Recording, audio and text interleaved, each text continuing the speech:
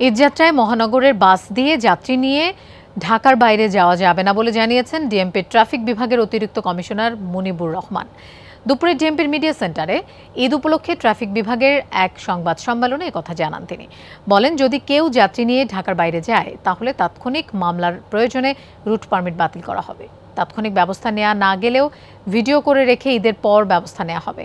এছাড়া ঈদে route permit ছাড়া কোনো যানবাহন চলবে না।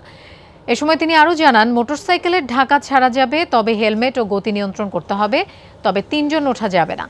আর প্রতিটি বাস টার্মিনালে সার্ভিল্যান্স টিম থাকবে, কেউ বাড়তি ভাড়া নিলে তাৎক্ষণিক ব্যবস্থা নেওয়া হবে।